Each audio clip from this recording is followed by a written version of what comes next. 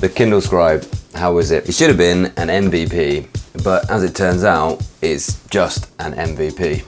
It should have been the most valuable player. It should have really taken the market by storm, but as it turns out, it's just a minimum viable product at this point. And I really want to thank everybody who's commented on the recent live stream I did where I unboxed this, and it was really interesting. It was great to spend time with you. Let me know if you want more live streams in the future. There was a comment that talked about this is actually a valid way to develop software. Sometimes you just need to get a product to the market, so you decide what's the minimum that it needs to bring it to market. What's the minimum viable product? And at the minute, the software here on the Kindle Scribe is really that. It's just the bare minimum. It's just the Kindle that you can write on that they've kind of promised. But it really should have been Amazon's MVP. And it still can be if your priorities are reading. They called it the Kindle Scribe, however, so for writers, it's a bit limited. Is it going to be able to do what I need it to do though? Yes, probably. And this is my planner here. This is my use case beyond reading on the device, and well, it'll work just fine. This is a PDF document that I can annotate, and as you can see, this is my fortnight of work all planned out. And I guess what Kindle can now do is they can have big marketing campaigns around every single launch that they do on this product. That's going to allow them to keep up this hype that's already began. This isn't a comparison video, but naturally I will sort of talk about it versus some other devices and hopefully help you decide whether this is the device for you. Hang out until the end though, because I am going to do some comparisons between this and the original market material that we got from Amazon to see whether we really got what we expected from this device. For Amazon, I'm sure they're delighted because they're going to have reached a whole category of people who weren't really aware of e-ink tablets before this launch. I haven't actually seen such a large number of unboxing videos and first thought videos around a new e-ink tablet before. So that is exciting for this category of tech, which I'm really pleased about, because one thing I really wanted the Kindle Scribe to do was to actually bring this technology to the masses, to bring this size of e-ink screen down in price to allow them to be cheaper. And I do have to admit that this is less expensive than some of the competition. But the thing is, these new users don't have much of a comparison point, except hopefully these users will see videos like this and others on my channel and be able to make an informed judgment as to whether the Kindle Scribe is really going to be the device for them.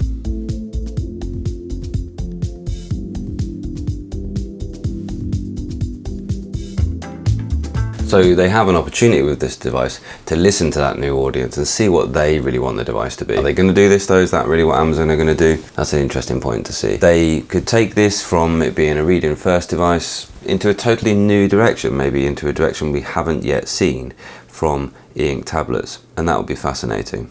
I think it would be really interesting if they learn what they've learned already from their Kindle Fire lines of devices and bring some of those apps onto this device. And it certainly is going to be interesting how the Microsoft integration works in the future. If they bring this with a full suite of Office apps that are fully featured and which Microsoft have helped them design for the e-ink world, then this could become the MVP that it was built to be. So I'm excited still to see that direction that this could go. But I find it amazing though that they've actually released this device in essentially the same state as the BigMe Good eReader Inknote, where it desperately needs software development. I'm still in awe that Amazon have brought it to market in this state. With features such as the web browser being this bad. I mean,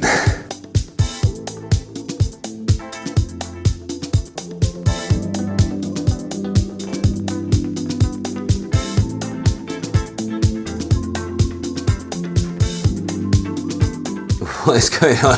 That isn't a different language, is it? That's just my word. I mean, that really is the web browser. Having Goodreads integrated is quite cool as well. There you go, some personalized recommendations and things like that. But of course, you can get Goodreads on other devices as well. So first expectation was that the 300 DPI screen is going to be amazing, but let's get my macro lens on that and we'll explore if that's really that much of a difference. This is incredibly zoomed in footage and you never notice what you see in this footage in real life. You are not going to see that pixelation, I can tell you. You don't notice the pixelation of the lines unless you properly look close at it. The 300 DPI screen is good and it is very low latency as well. The technology is great, the Wacom pen input is great. We know this, we know that technology is good, and we'll look forward to seeing 300 DPI screens come to other e-ink tablets as well. All other screens are about 227 DPI, and yes, with this footage you can see that is a little more pixelated. But I can tell you, to the naked eye, you very rarely notice any difference at all. And the BooksTab Ultra is the current king of pen latency. For rendering actual type text, yes, the Kindle looks fantastic. It is really, really clear, really high contrast. It's a great screen. And you have to be at this zoom to see any kind of pixelation around the edge of the kind of normal size character in the font. Now this is the book screen at about the same size font, and you can see some slight pixelation around the edge of the characters. Again, you do not notice that during normal reading and normal distance from the screen. Yes, it's a nice screen. It is a really good screen. It is probably a little bit deeper within the device than other devices. Noticeably tell the actual e-ink surface is further below the surface of the tablet than on other devices. A objective improvement, but in terms of real life use, not really seeing much of a difference there. So let's go through the promise of this, the original video. This was the original launch video.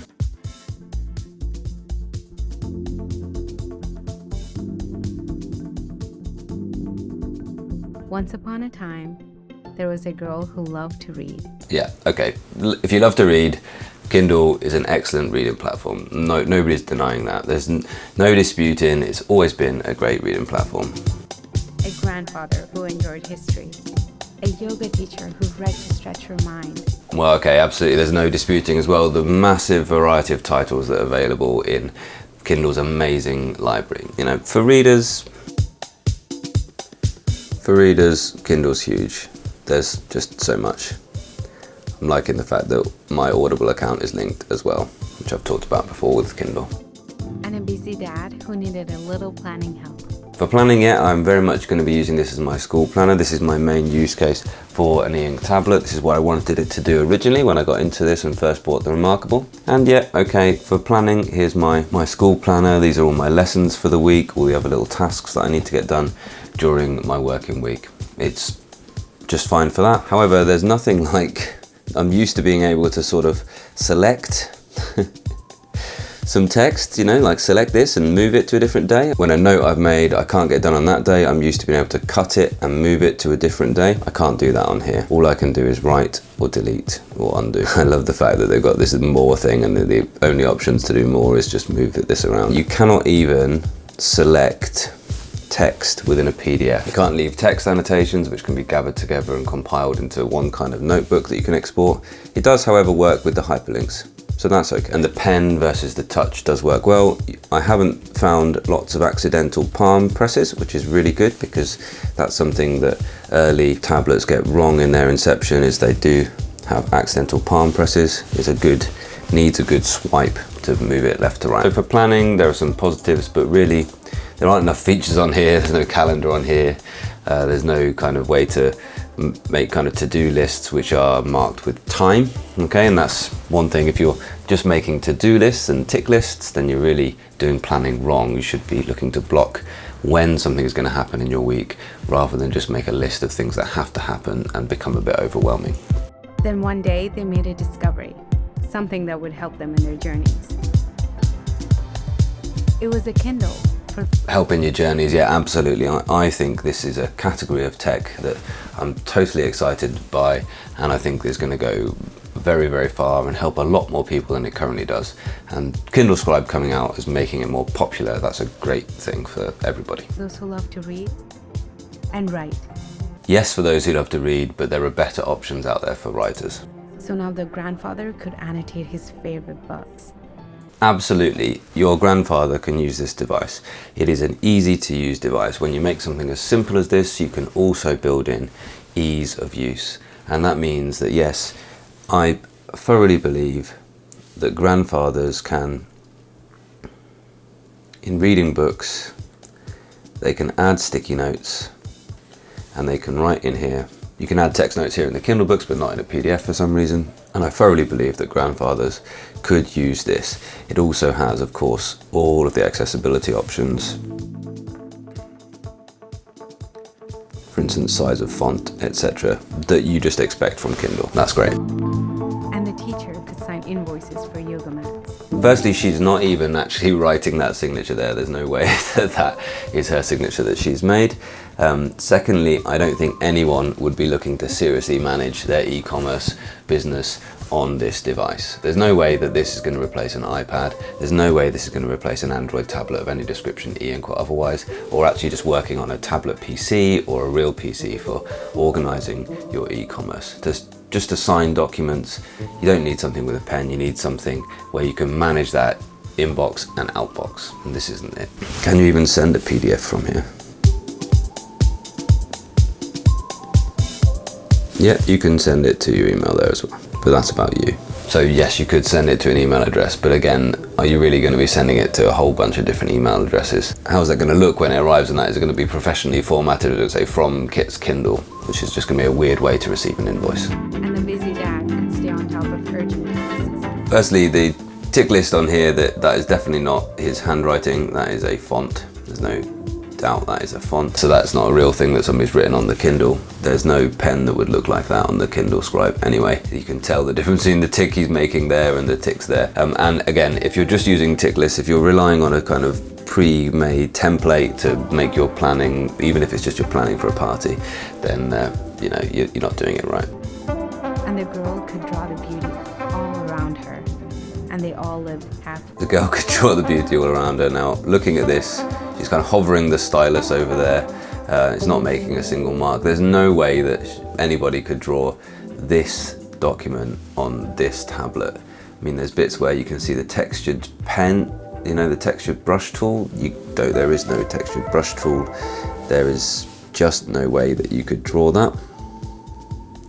In a notebook, you can't zoom in or out, and you are not drawing that kind of level of detail with the thinnest.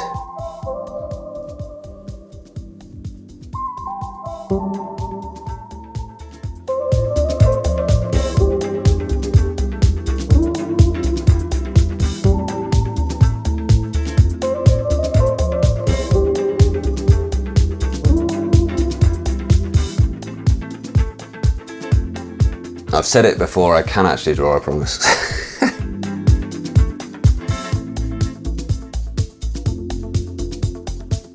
There's just no way. People can draw better than me, but that was not drawn on the Kindle Scribe with this software, for sure.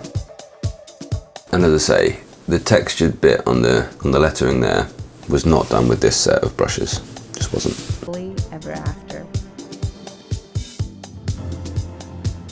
Reading under a tree, absolutely, you can do that with this device, and that is the way to live your life, I'm sure, but it's always a good thing. Okay, well, stay tuned for more content on this, and later a full review after I have used this for 2 weeks for work, for reading for pleasure and for reading for work. I'm going to do some other videos on it as well and talk about the launch a bit more, but also talk about comparing this to other devices in the future as well. I'm still excited for where this could go. I'm just quite underwhelmed for where it is at launch.